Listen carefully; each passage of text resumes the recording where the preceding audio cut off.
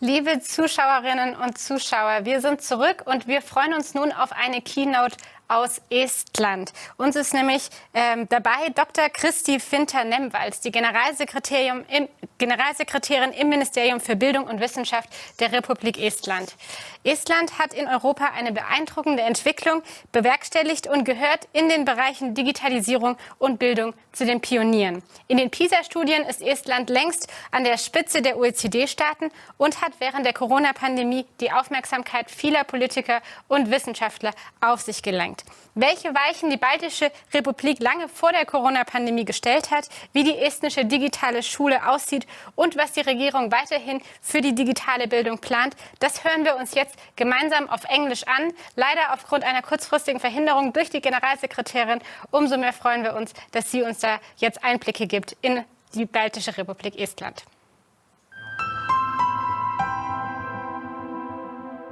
Honorable Minister, ladies and gentlemen, dear audience, thank you very much for bringing together this insightful conference. It's an honor to take the floor and share with you some thoughts, visions and ambitions from the Estonian perspective on digital education. I'm humbled by the recognition our small country has been given for our achievements in the field of digital education. However, these are not the fruits of the past few years, but the result of systematic work and efforts from the past 3 decades. Just 2 weeks ago, on the 21st of February, we celebrated a quarter of a century since the start of a revolution. The Tiger Leap Foundation, established back then, was the first step of many. It was a decision to bring computers to all Estonian schools, establishing a nationwide and stable network infrastructure, and to take the first steps in making use of technology for better teaching and learning. As they say, the rest is history. Many years later, tools such as e-diaries for sharing homework and feedback between the school and the home, textbooks and learning resources moving online to lighten the backpack, or online examination and admission systems are part of everyday life. For students graduating secondary school this year, this is how school has always been. Next to infrastructure, a crucial element has been the development of digital skills and digital literacy among students and teachers. My special emphasis has been put to teacher training and keeping them digital skills up to date, targeted support for the development of students' digital competencies has been a priority since 2011. When digital competence was first included in the national curricula as one of the general competencies a learner must acquire upon graduation. The aim here is twofold. Not only do we support the learner to help them use the digital tools available in the learning process, but we're also looking here at the broader social impact. In an increasingly digitalized world, digital competencies are the must-have. They are needed to achieve career goals, and they also contribute to learning, personal fulfillment, leisure, and social inclusion.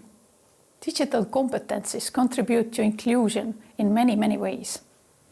As the teacher-student dynamic in today's world is in constant change, this is particularly true when it comes to the development of digital skills. Teachers and students mutually learn from one another. However, I must stress that digitalization is not the goal on its own. We shouldn't use technological developments just for the sake of having them. All integration of technologies and digital solutions must be meaningful and purposeful and an integral part of general, vocational and higher education. We should see them as a toolbox to help create a learning environment that's rich in opportunities, that supports learning goals and the process itself. There is no use of excellent tools when we are lacking in digital skills among the students, teachers, or the wider public. By 2035, we aim the basic ICT skills of basic schools to be at 100%. In 2019, this was at 83%. Next to developing the learners' digital competencies as part of the learning process, we also launched in 2012 the ProGuide program, one of the many younger siblings of Tiger Leap. This aims to spark interest in technology and support tech literacy and competencies. The skills in robotics, programming, and STEAM fields that ProGuide develops all support the learners' problem-solving, creativity, collaborative, and critical thinking competencies. From kindergarten to high school and vocational school level. In 2020, about 98% of schools and 99% of kindergartens took part of the ProGuide initiative. However, our work is far from being done. We aim to take collaboration between the public and private sector to a next step and explore the creative solutions and approaches for enhancing the learning process our numerous EdTech actors offer. Second, I'm delighted to note that the field of education is not an exception in the AI dialogue. With already about 100 AI and machine learning solutions being implemented across the Estonian public sector to simplify and improve everyday tasks, and numerous currently in development, the greatest ambition of our educational sector is to improve the learning process, reduce teachers' workload, and personalize learning path through AI. Estonia has initiated building a personalized learning path infrastructure, which will enable the cost-effective collection of learning experiences while respecting privacy and ensuring security. With the help of machines, we will be able to train models of advanced analytics, which teachers and students can use for their good, saving millions of hours for teachers and students. Of course, as with all technological developments, AI cannot and will not replace the teacher. It will instead complement the learning process. In all of this, we must not forget why we are doing all of this. The aim in all of this is to raise creative, considerate, critically thinking, and happy generations who are ready of the world and ready for the future.